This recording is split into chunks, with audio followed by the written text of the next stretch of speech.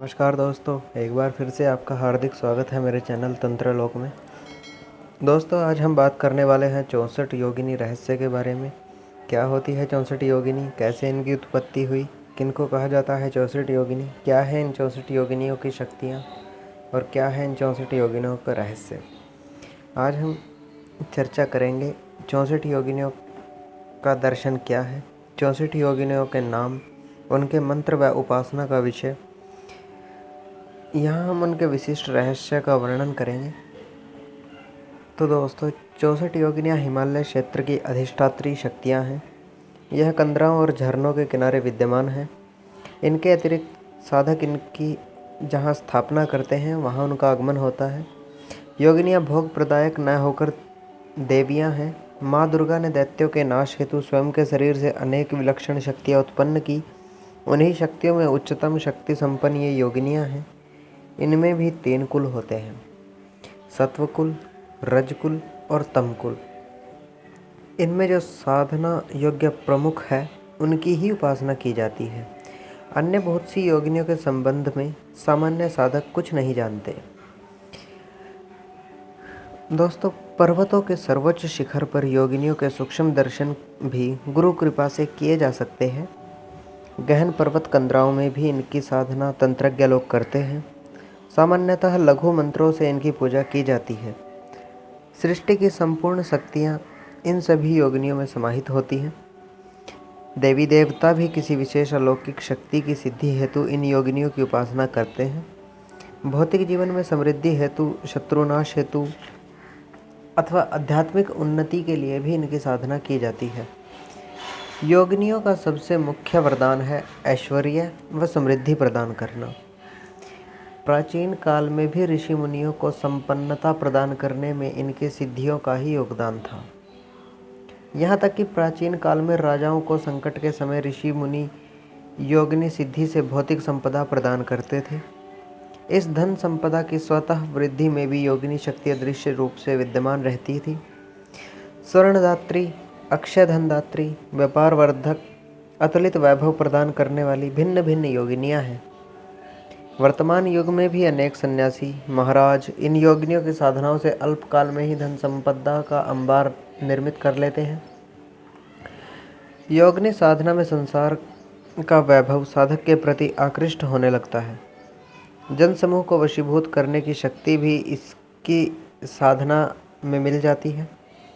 पुरातन काल में ऋषि, महर्षि, सन्यासी सभी योगिनी साधना से बिना व्यापार के भी भौतिक रूप से समृद्ध थे, किंतु कालांतर में इस विद्या के पतन के कारण यह संपन्नता नष्ट हो गई।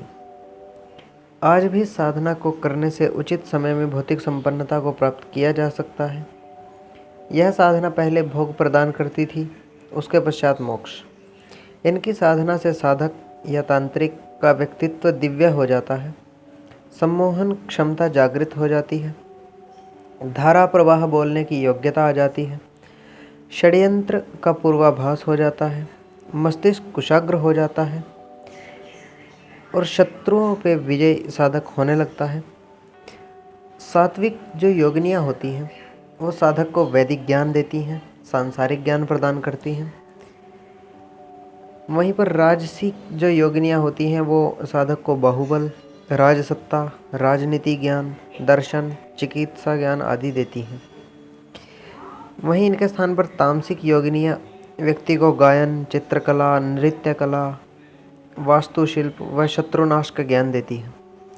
तामसिक योगिनियों की साधना का अनेक विद्वानों ने निषेध किया है, क्योंकि इनकी सिद्धि से साधक में तमस गुण की अत्यधिक वृद्धि हो जाती है और वह शत्रु या शत्रु संगठन को समूल नाश करने की शक्ति प्राप्त कर लेता है। शत्रुनाश हेतु बुद्धि बल द्वारा अदृश्य शक्तियों के प्रयोग की अनुमति राजसी योगिनियों की सिद्धि से मिल जाती है। अत्यंत भयानक होने के कारण इस विद्या को अनेक विद्वानों द्वारा गोपनीय रखा गया था। यह विद्या किसी कुपात्र को न दिए जाने का विधान है। योगिनियों का पूजन विधान अत्यंत सरल है। अब एक और गंभीर विषय पर चर्चा करते हैं। सामान्यतः लोग कृत्यों को भी योगिनियों का तामसिक स्वरूप मानने की भूल करते हैं, जो कि गलत है, जबकि वास्तव में ऐसा नहीं होता। योगिनियों की शक्ति प्रकारांतर में कृत्या बनती है, किंतु 64 कृत्याएँ योगिनियाँ नहीं हैं। कृत्याएँ माँ काली से उत्पन्न हुई हैं। योगिनियाँ माँ पार्वती और माँ दुर्गा से उत्पन्न हुई शक्तियाँ हैं। योगिनियाँ कौमार्य युक्त अर्थात अविवाहित होती हैं। योगिनियों के संबंध में कुछ नकारात्मक तथ्य भी प्रसिद्ध हैं। इन्हें भोग की प्रमुख देवी भी माना गया है। ये योगिनी दैहिक एवं गोपनीय सौंदर्य का प्रतीक है और आंतरिक सौंदर्य की दात्री भी है। दाम्पत्य जीवन में वंशावृद्धि हेतु विशेष योगिनियों की साधना का विधान है। जल का दुरुपयोग, पुष्पों का निरादर, हिमालय में गंदगी, अन्न का परिहास योगिनियों को कुपित करता है। साधक को इन कार्यों से बचना चाहिए। ऋषि मुनियों का वचन है कि उचित रीति से साधना की जाए तो ये योगिनियाँ कुछ ही समय में प्रसन्न होकर साधक को मनोवांछित सिद्धि प्रदान करती हैं। तो दोस्तों, आज के लिए बस इतना ही। फिर मिलेंगे अगली वीडियो में। अगर आपको वीडियो पसंद आई है तो वीडियो को लाइक करें, चैनल को सब्सक्राइब करें। इस वीडियो में हम जानेंगे 64 योगिनियों के मंत्र और उनकी शक्तियाँ। तब तक के लिए धन्यवाद।